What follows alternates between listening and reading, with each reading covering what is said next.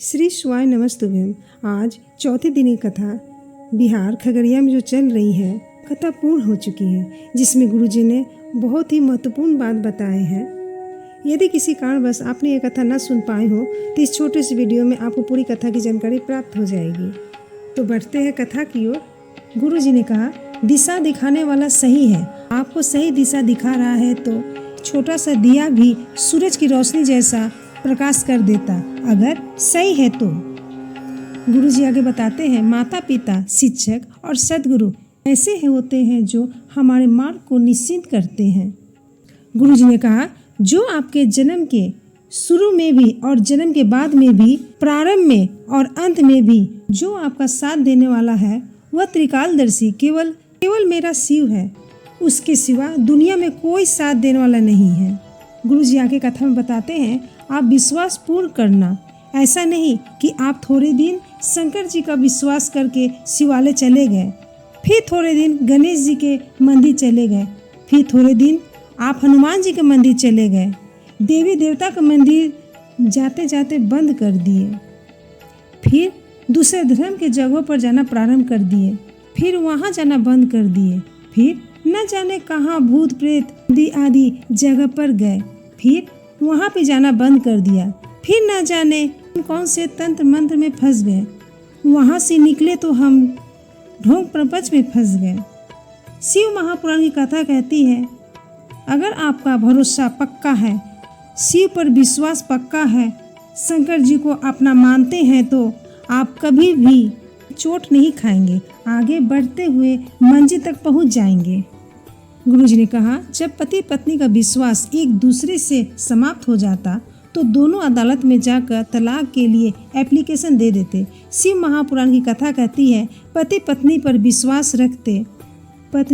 विश्वास रखते हैं तो यह विवाह एक जन्म नहीं 7 जन्म तक चल जाता है। अभिमान अहंकार व्यक्ति को बर्बादी की ओर ले जाता है। गुरुजी ने कहा, सभी के शरीर में शिवलिंग है, यह बोलो तो सभी को हंसी आती है। आप डॉक्टर के पास जाए और सर के नीचे वाला रीढ़ की हड्डी जो जुड़ती है, वह एक भाग जो मेंडुल है, वही मेंडुला के रूप में शिवलिंग है, जो प्रत्येक मनुष्य के अंदर है।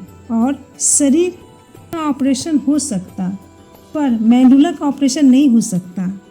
गुरुजी ने कहा, शंकर के नाम में औषधि है, शंकर के मंत्र में भी औषधि है। शिवाय नमस्तुभ्यम भी मंत्र कार्य करता है। आप जब भी किसी बीमार व्यक्ति को देखने जाएं तो उसे देखते हुए शिव जी का स्मरण करें। श्री शिवाय नमस्तुभ्यम का 5 बार जप करें। अगली बार देखने जाने की जरूरत नहीं पड़ेगी, वह ठीक हो जाएगा। बढ़ते हैं पत्र की ओर। अजय केसरी 25 वर्ष से साइनस की बीमारी थी। 10-10 रुमाल गीले हो जाते थे, धूल में नहीं जा सकते थे, हवा में भी नहीं बैठ सकते थे, चावल नहीं खा सकते थे और न ही दही खा सकते थे। फिर वह 1 लोटा जल चढ़ाना प्रारंभ किए, साथ में बेलपत्र भी चढ़ाना प्रारंभ किए। जल का आचमन करते और बेलपत्र भी खाते। बाबा की कृपा से उनका साइनस ठीक हो गया। दूसरा पत्र, प्रेमलता जी मुंगेर से आई। वह गरीब परिवार से है, 3 बच्चे, उनका पोषण वह सिलाई करके करती।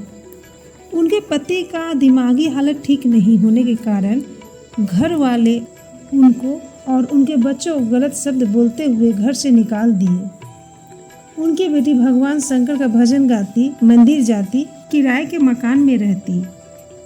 2020 में उनकी मौसी ने कथा सुनने को कहा, 1 लोटा जल से सारी समस्या मिट जाएगी। हमने सुना भी, देखा भी और करके देखा भी। उन्होंने पशुपति व्रत किया। उनका बेटा कई कंपटीशन एग्ज़ाम दे चुका पर नहीं हुआ। 2021 में उनका बेटा कहा, मैं आखिरी बार एग्ज़ाम दे रहा हूँ, अब नहीं दूंगा। बाबा की कृपा से उनका बेटा का इंडियन नेवी में जॉब लग गया। उनकी बेटी का 2023 में इनके पद पर जॉब लग गया। वो बाबा को प्रणाम करने के लिए कथा पंडाल में आए। तीसरा पत्र, गीता देवी जी, उनकी भाभी ने पशुपति व्रत करने को कहा। उन्होंने 2 बार व्रत किया पर कोई फल नहीं मिला। फिर वह तीसरी बार पूरे भरोसे के साथ किया। उनके 2 बेटे हैं, काम नहीं करते, घर में बैठे रहते, एग्ज़ाम में पास नहीं हो पा रहे थे। बाबा की कृपा से उनके दोनों बेटों को सरकारी नौकरी लग गई। पत्र सुषमा जी, उनकी बेटी 5 साल से कॉम्पिटिशन एग्ज़ाम दे रही थी, पर 1-2 नंबर से रह जाती थी। उनकी बेटी 1 लोटा जल चढ़ाना प्रारंभ की। आधा घंटा शिव महापुराण की कथा सुनती थी। फिर उनकी बेटी का विश्वास जग गया। फिर खुद बोली, इस बार मैं पक्का सिलेक्ट होंगी, मुझे शिव पर पूरा विश्वास है।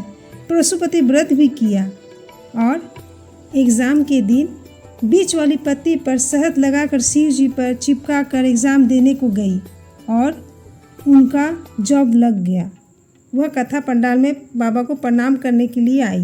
गुरुजी आगे की कथा में जानकारी देते हुए बताते हैं, 1, 2, 3 जुलाई को गुरु पूर्णिमा महोत्सव सीहोर कुबेरेश्वर धाम में चलेगा, जिसमें शिव दीक्षा और गुरु दीक्षा का क्रम चलेगा और 2 घंटे श्री गुरु प्रवचन सुनने को मिलेगा।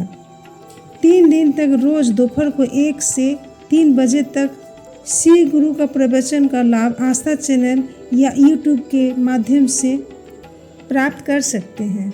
ये थी आज की कथा की जानकारी। उम्मीद करते हैं आपको ये कथा बहुत ही पसंद आई होगी। श्री शिवाय नमस्तुभ्यम। हर हर महादेव।